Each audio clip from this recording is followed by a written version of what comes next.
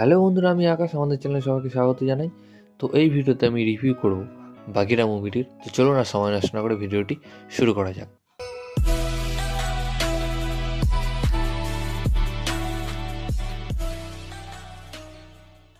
তো এই বাঘিরা মুভিটি 25শে জানুয়ারি ডিজনি প্লাস হটস্টারে হিন্দিতে চলে এসেছে। যদিও এই সিনেমাটি যখন রিলিজ করেছিল তখন হিন্দি ডাবে রিলিজ হয়নি। তো আমি এই সিনেমাটি দেখে ফেললাম। তো সত্যি কথা বলতে অনেকের অনেক রকম লাগতে পারে সিনেমাটা, বা লেগেওছে, কারো খারাপ কারো ভালো লেগেছে, কিন্তু সিনেমাটা আমাকে দারুণই লেগেছে।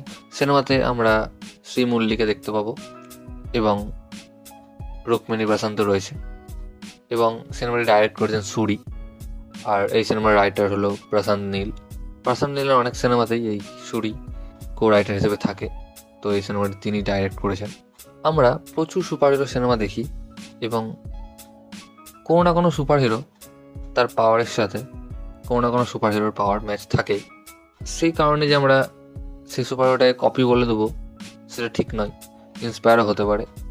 মার্ভেল, ডিসি এদের প্রচুর সুপারহিরো রয়েছে যারা একে অপরের থেকে ইন্সপায়ার বা কপি বলা যেতে পারে। তো ওদের যেমন ইউনিভার্স রয়েছে, আমাদেরও ইন্ডিয়ান সুপারহিরো ইউনিভার্সে বেশি না হলেও কিছু কিছু মুভি ট্রাই করা হয়েছে সুপারহিরো জনরাতে। কিছু কিছু মুভি ফ্লপ হয়েছে, কিছু কিছু মুভি হিট হয়েছে।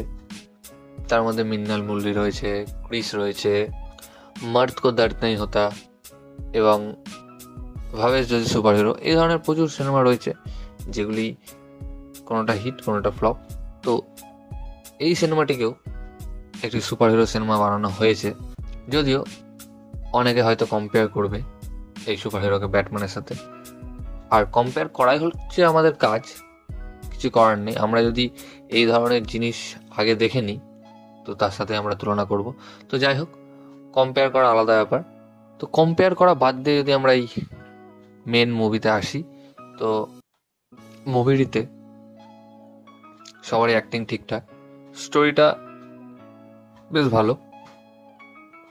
মুভিতে অ্যাকশন, ড্রামা, কিছুটা ইমোশনাল সিন রয়েছে, যদিও এই ইমোশনাল সিনটা অতটা ইম্প্যাক্টফুল নয় মুভিতে, এটা নেগেটিভ পয়েন্ট বলতে পারেন।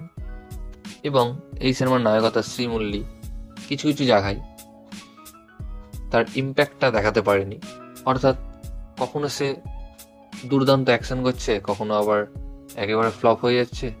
এই জায়গাটা কিছুটা আমাকে নেগেটিভ লাগলেও বাকি অংশটুকু বেশ ভালো। সিনেমার অ্যাকশন ভালো, ভিএফএক্সও ভালো, যদিও সিনেমার বাজেট খুব বেশি নয়। আমি যেটা উইকিপিডিয়ায় সার্চ করে দেখলাম 20 কোটি দেখাচ্ছিল, আর একটা সুপারহিরো সিনেমা বানাতে প্রচুর টাকাই লাগে। তো এই টাকাই তারা যেটা বানিয়েছে দুর্দান্ত, তার কাছে প্রচুর গ্যাজেট রয়েছে, সেটা এখানে দেখানো হয়েছে। অর্থাৎ একটা সুপার হিরোর কাছে যা যা থাকা দরকার প্রায় সবই ছিল তার কাছে। এবং এই সিনেমার শেষের দিকে মরুভূমির ওপর একটা ট্রেনে বা মালগাড়িতে অ্যাকশন রয়েছে, যেটা খুবই ভালো এর বাজেটের তুলনায়। তো আমি যদি বলি সিনেমাটি আপনাদের অবশ্যই দেখা দরকার, আমাকে বেশ ভালো লেগেছে, সত্যি আমি এনজয় করেছি। আপনারা যদি সুপারহিরো ফ্যান হয়ে থাকেন অবশ্যই এই ইন্ডিয়ান সুপারহিরো মুভিটি দেখুন। সবাই তো ডিসি মার্ভেল দেখেই, আমি রেকমেন্ড করব সিনেমাটি দেখার জন্য। তো সিনেমাটি আমাকে বেশ ভালো লেগেছে। তো ভিডিওটি ভালো লাগলে অবশ্যই ভিডিও লাইক, কমেন্ট, শেয়ার, আমার চ্যানেলটি সাবস্ক্রাইব করুন এবং ইনস্টাগ্রামে আমাকে ফলো করতে পারেন, লিঙ্ক আমি ডিসক্রিপশনে দিয়ে দেবো। ভিডিওটি দেখার জন্য থ্যাংক ইউ, ধন্যবাদ।